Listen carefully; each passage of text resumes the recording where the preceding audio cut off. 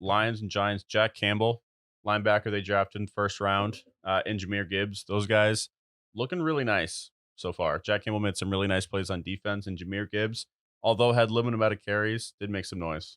Yeah, Jack Campbell. I definitely think you saw it there where he was reading the play, able to blow up some run plays. So I think he's going to be a great linebacker, especially in camp. They're comparing him to Luke Kuechly just with his ability to see the game, which is high praise. And if you're going to put that praise on a kid, he better live up to it. And I have faith in the Lions that he will. But the thing with the Lions this year is, all right, we bring in Jack Campbell. Now we're not going to give up any big run plays. He's our run stopper. We bring in CJ Gardner Johnson, veteran in the secondary. Now we're not going to give up these errant pass plays, all these massive plays that shouldn't have happened where guys are standing wide open.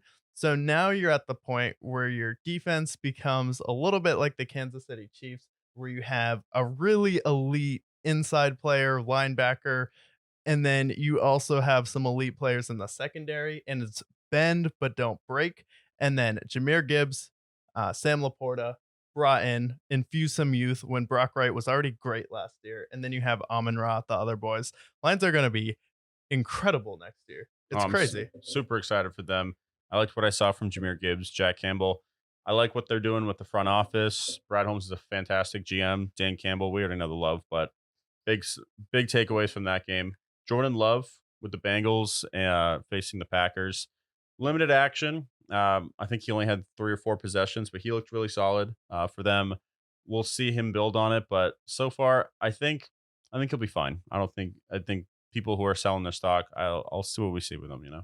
Yeah, with people selling their stock on Jordan Love, it's like, I'll say this. Do I really care if he's good? Not really. Do I care if he's bad? Not really. Is that anything personal? Not really. I was just over this whole situation with him and Aaron Rodgers.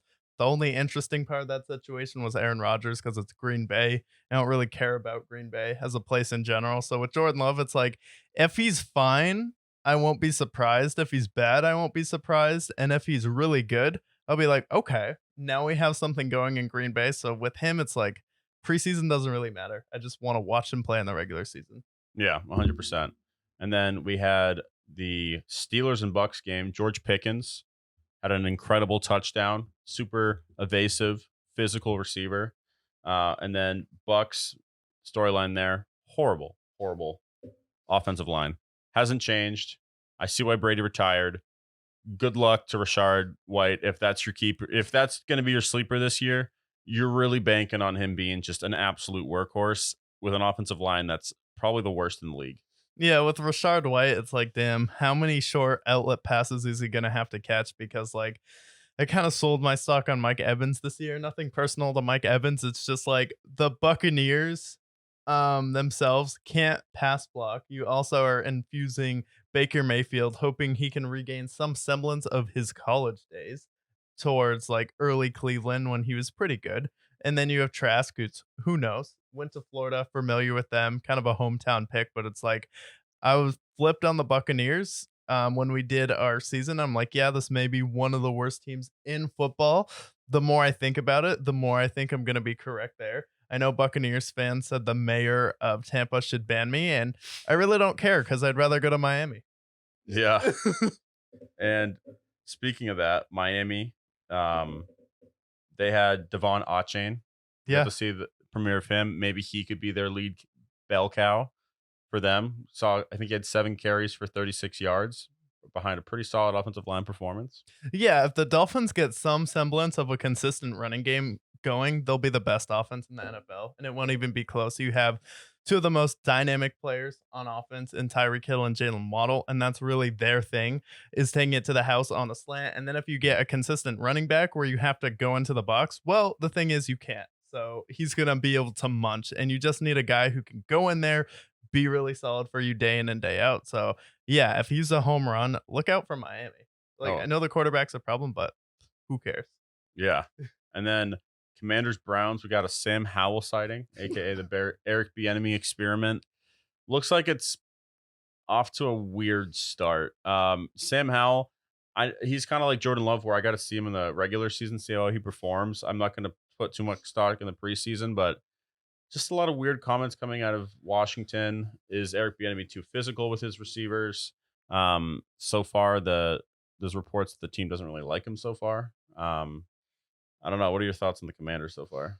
Yeah, I'm not there. I know Curtis Samuel was like, "Oh no, he's just trying to make us better," but the Commanders, I think, are one of those weird teams where you're probably easily the worst team in your division. I know Mm. the Giants are going to be horrific because of how bad Daniel Jones is.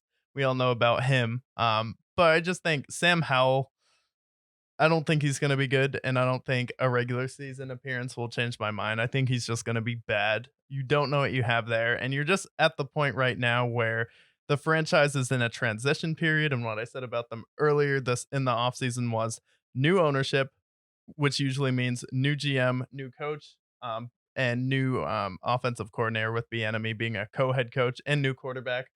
And with this team, it's like, yeah, it seems like it's going to be a disaster, and they're going to be like, you know what? We're just going to fire Ron Rivera, make Bieniemy the head coach, and see how that goes. If it doesn't work out, we'll be like, sorry, it didn't work out. Hope you find another job.